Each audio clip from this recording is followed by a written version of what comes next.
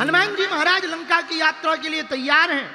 एक बात मेरे पागलों तुम समझना, राम काज करने वाले व्यक्ति को एक बात समझ लेनी है। हमने पिछली कथा में प्रार्थना की थी, फिर प्रार्थना करते हैं हम लोग। हनुमान जी कौन है? हनुमान जी हैं राम के बंदर, हम लोग हैं काम के बंदर हैं। हम लोगों से पूछो क्या कर रहे, तुम कथा में क्यों नहीं आए? गुरुजी आना तो था पर काम से गए थे, और जो आदमी काम से जाता है वो काम से ही चला जाता है। हम लोग काम के बंदर हैं, हनुमान जी राम के बंदर हैं। राम काज करवे को आतुर। इसलिए मेरे पागलो, अगर तुम्हें अपने हर काम सफल करना सीखना है तो हनुमान जी से सीखो, सुंदर कांड से सीखो। अपने काम काज को ही राम काज बना डालो। बोलो सीताराम, बोलो जोर से सीताराम, और जोर से बोलो। अब हनुमान जी महाराज चल पड़े लंका की तरफ। चले कैसे? जिमि अमोघ रघुपति करबाना, जिमि अमोघ रघुपति करबाना,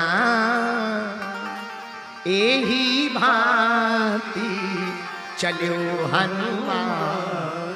जैसे राम जी का बाण चलता है, अच्छा राम जी का बाण जैसे चलता वैसे हनुमान जी चले।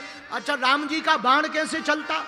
तो प्रिय श्रोताओं, राम जी के बाण की तीन महत्वताएं।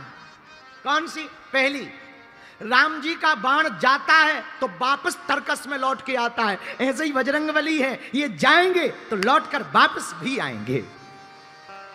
एक राम जी के बाण की दूसरी परफॉर्मेंस क्या बढ़िया है।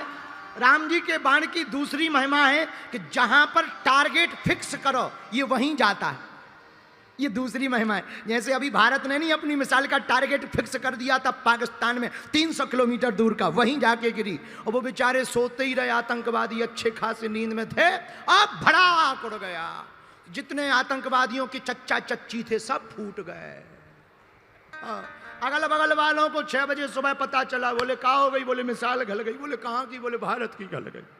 हाँ, तो राम जी के बाण की दूसरी तारीफ क्या? राम जी का बाण पहली तारीफ तो ये है कि जाता है तो वापस तर्कस में आता है। दूसरी परफॉर्मेंस बहुत अजब गजब की है, ये वहीं जाता है जहां टारगेट हो। तो हनुमान जी रास्ता भूले नहीं, वरना समुद्र में तो कहीं भी डोल सकते थे, वहीं उतरे जहां लंका थी। और तीसरी क्या?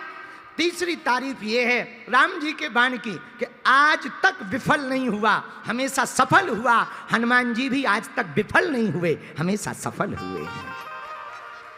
क्यों? बोले सफल क्यों हुए? आह, जिमि अमोघ रघुपति करबाना,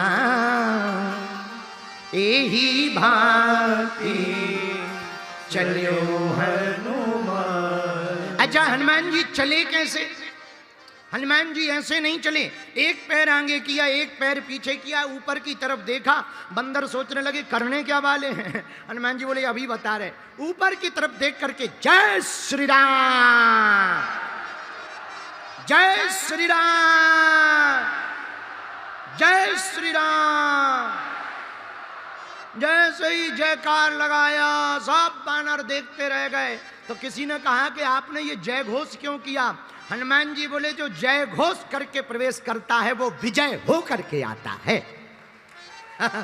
ये सूत्र है, जय विजय की यात्रा है। आहा, अब हनुमान जी महाराज लंका की तरफ चल रहे हैं। आओ हम भी हनुमान जी के साथ लंका की तरफ चलें। लेकिन लंका के बीच में कई रास्ते मिलते हैं और कई अड़चने हनुमान जी को प्राप्त होती हैं। उन अड़चनों को पार वीर बजरंगबली कैसे कर रहे हैं? आहा, अब हनुमान जी आगे बढ़े। ते में नाक हो ही श्रम हारी।